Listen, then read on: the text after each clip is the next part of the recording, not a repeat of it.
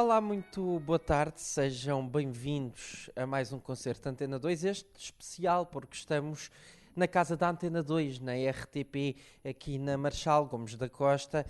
Não é a primeira vez que já fizemos concertos neste estúdio, mas ele foi, ou neste auditório, assim é que é, mas ele foi preparado para tornar-se mais polivalente, permitindo assim receber outro tipo de acontecimentos e podendo voltar a receber os concertos, os típicos concertos Antena 2. E é com muito gosto que contamos mais uma vez com a pianista Margarida Prates. Nós já contámos com ela logo no princípio do concerto aberto. Foi creio eu, no Teatro Nacional Dona Maria II que ela se apresentou pela primeira vez na Antena 2.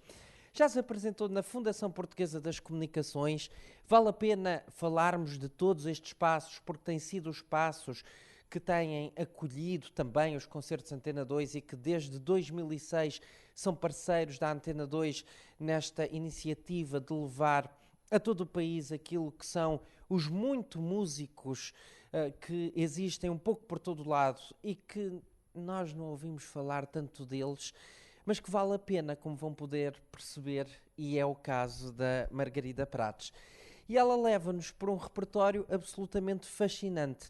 A Sonata para Piano número 17, de Ludwig van Beethoven, ou simplesmente A Tempestade, e é de tempestade que se fala, tempestade no sentido figurativo, tempestade do espírito, tempestade, ela própria personificada na personalidade de Beethoven.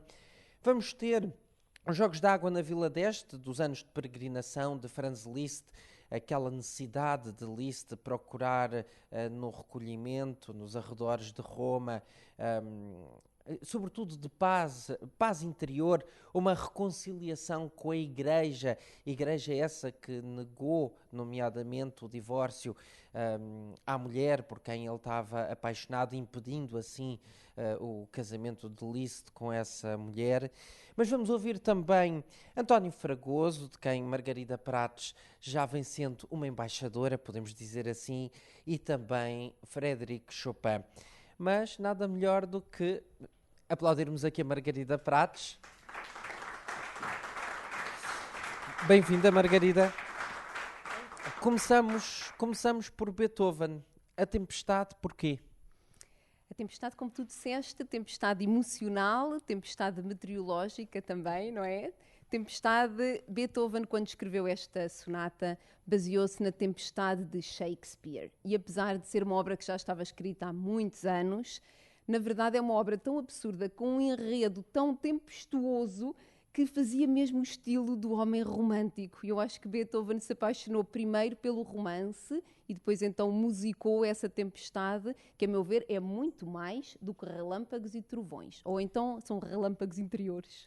E ele que escreveu tanta música para cena, nomeadamente pensando nos grandes autores como Shakespeare, nós sentimos a narrativa, podemos falar, é sempre um dilema falar-se de narrativa na música de Beethoven. Ele próprio não gostava muito quando falamos da Sexta Sinfonia, por exemplo, mas sentimos aqui parte desse enredo algo confuso de Shakespeare.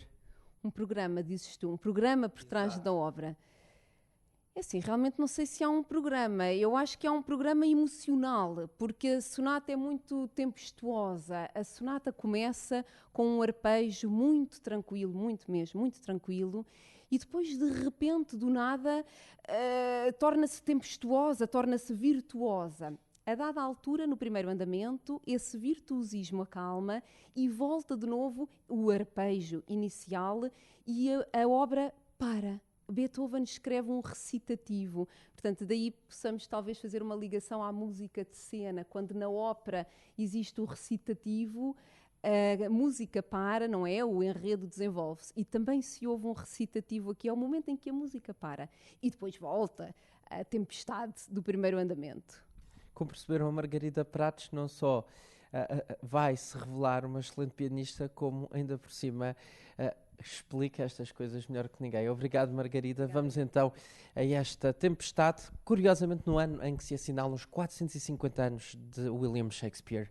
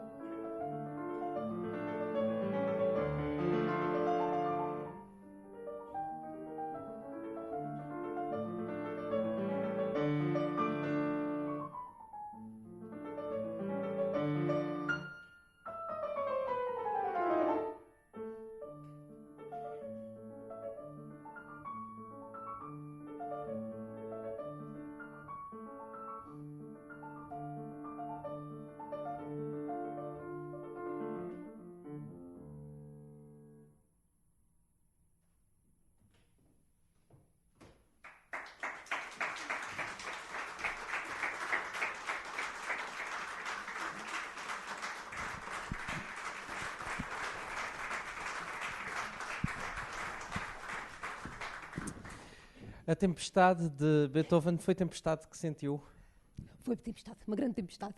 e nós percebíamos bem isso. O próximo compositor nós podemos ligá-lo também a Beethoven e sobretudo se pensarmos neste instrumento. A Margarida, antes de darmos início a este concerto, estava aqui a passar, a rever umas passagens da tempestade de Beethoven e dizia que grande instrumento, o piano. O piano é de facto um grande instrumento. E talvez o piano surgiu pouco tempo antes de Beethoven, teve como seus grandes consagradores, sobretudo Joseph Haydn e Wolfgang Amadeus Mozart e Carl Philipp Emanuel Bach, que é muito importante para o desenvolvimento do piano. Beethoven vem exigir do piano da altura uma força, uma subtileza compatível com esta tempestade, com este espírito, com esta maneira de ser.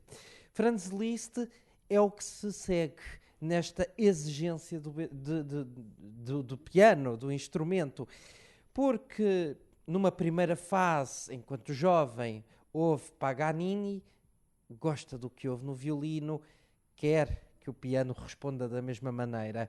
É possível o piano responder como responde o violino a Paganini? Sabes, eu acho é que Liszt se encantou com Paganini e conseguiu revolucionar a técnica pianística porque tinha este instrumento.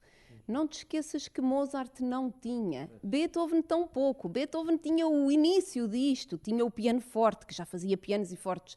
Liszt finalmente tem um instrumento com um teclado alargado, com uma potência sonora que tanto faz do piano um instrumento orquestral, como pode soar o violino sozinho a cantar. Portanto, eu acho que, para além da genialidade de Liszt, enquanto compositor, sobretudo enquanto intérprete, não é? Parece que era diabólico, de facto, como Paganini. Era uma técnica diabólica. Mas tinha um instrumento que ajudava, não era? E, portanto, mesmo nas suas obras, nota-se perfeitamente o alargamento da escrita pianística, todo o uso do teclado, os arpejos, as notas dobradas, as oitavas, todos os recursos técnicos que aparecem com Liszt, a meu ver, não é só pelo compositor, é porque o instrumento permitia. Tirava todo o partido do instrumento. E a verdade é que, falávamos de orquestral, ele foi responsável por transcrever quase tudo, desde ópera a sinfonias. As sinfonias de Beethoven são um bom exemplo para piano. Depois desta fase mais, podemos dizer, virtuosa e de exploração sinfónica do piano, vem uma fase de recolhimento, de procura interior e sentimos que um Liszt mais maduro quase que passa a estafeta aos impressionistas e aos simbolistas que vamos encontrar depois na França no final do século XIX. E é nesse contexto que nós podemos inserir um pouco os jogos de água na Vila d'Este e os anos de peregrinação na sua globalidade. Sim, os jogos de água abrem o impressionismo. Os jogos de água têm harmonias que já pertencem ao que lá vem. As harmonias dos jogos de água não são próprias da época. São o que lá vem. Abriu de facto a via, por exemplo, para os jogos de água de Ravel. E o que eu acho muito interessante nesta obra também é que não é aquela obra de Liszt só com virtuosismo show-off. Não é isso. É como tu dizias, é a fase da meditação, não é? Em que, inclusivamente, a páginas tantas, num compasso dos jogos de água, Liszt faz referência ao batismo de Cristo. Ele põe um asterisco em cima do compasso e cita o Evangelho de São João, capítulo 4, versículo 14. Fazendo referência, estes jogos de água não são só, como tu disseste, as fontes da Vila d'Este, onde ele passava grandes temporadas, mas são também uma referência à espiritualidade que ele tinha e que acreditava então, para além da água palpável, a água poderia ser o tal alimento que dará a vida eterna. Vamos então ficar com esse alimento que é a música também.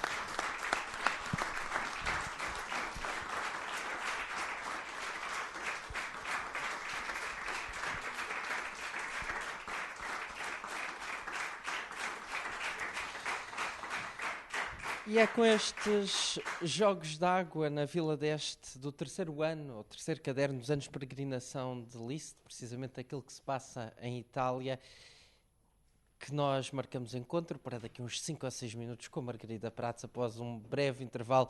Para já a emissão prossegue então com o João Pedro. Ora então, mais uma vez, muito bem-vindos a este auditório da RTP, aqui na sede da Rádio e Televisão de Portugal, para darmos início à segunda parte deste recital da pianista Margarida Prates, e que nos leva agora por dois compositores. Deixem-me destacar um por ser português, o outro quase que não precisa de destaque, é Frédéric Chopin. Então deixem-me destacar António Fragoso, um compositor que faleceu muito jovem e que pela música que nos deixou, deixa-nos aquela sensação de e se? E ficamos sempre com esta interrogação. Margarida, a Margarida tem dedicado parte do seu tempo a estudar a música do António Fragoso. E que música é esta? Então, realmente, estas peças que eu vou tocar, as mazurcas, são peças inéditas que estavam guardadas num baú na Pucariça, a casa, a aldeia natal de António Fragoso, e até há pouco tempo ainda havia manuscritos por editar e que estavam nesse baú. Não vou dizer que estavam escondidos, mas enfim, estavam por estudar e a própria família não sabia muito bem o que lá estava. Neste momento, a minha tese de mestrado é precisamente editar alguns desses manuscritos inéditos, nomeadamente estas mazurcas que vamos ouvir hoje. São mazurcas escritas em 1914, precisamente no ano em que António Fragoso vem para Lisboa. E eu achei muita graça descobrir no epistolário, porque o espólio de António Fragoso não são só manuscritos, é também um epistolário com cartas diárias que ele escrevia ao pai, são outros documentos.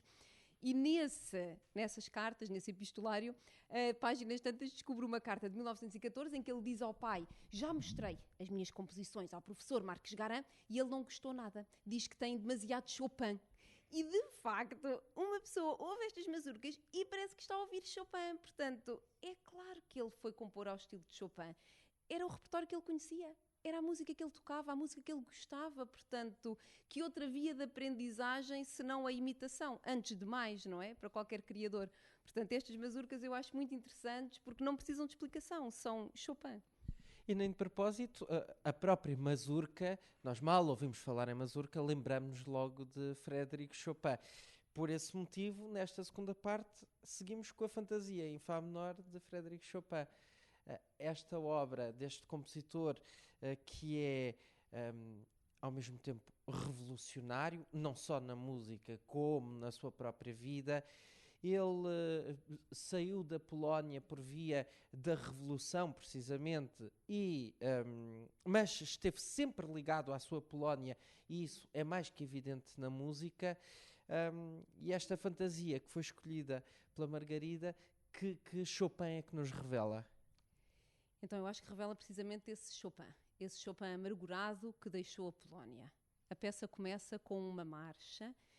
E está escrito Tempo de Marcha, é uma marcha fúnebre que dura 2 páginas de música. Uma marcha que poderemos pensar será o tal batalhão russo que vinha invadir a Polónia.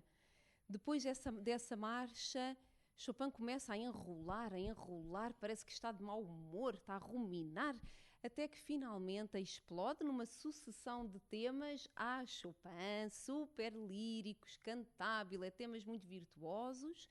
E depois disso tudo, a meio da peça, tem um coral. A peça para e ouvimos um coral. É como se fosse um coral de Bach. Eu já pensei sobre isto muitas vezes. Eu acho que Chopin, pensando nos amigos que estavam a morrer, pensando nos familiares, pensando em todos os compatriotas que estavam na Polónia e que ele nunca mais iria ver, sabes o que eu acho? Eu acho que quando uma pessoa é espiritual, de alguma maneira, se acredita no além, seja o que for, se acredita num ente superior, quando chega ao momento da morte, vira-se para essa entidade espiritual. Chopin, sendo ateu, virou-se para Bach, o pai de todos os músicos, e escreve um coral no meio da fantasia. E depois do coral, retoma os temas mirabolantes e virtuosos para terminar numa loucura Então é com esta parte tão bem sintetizada pela Margarida que nós vamos seguir. Primeiro, então, as três mazurcas de António Fragoso, obviamente seguindo os passos de Chopin, e depois esta Fantasia em Fá menor, opus 49, de Frédéric Chopin.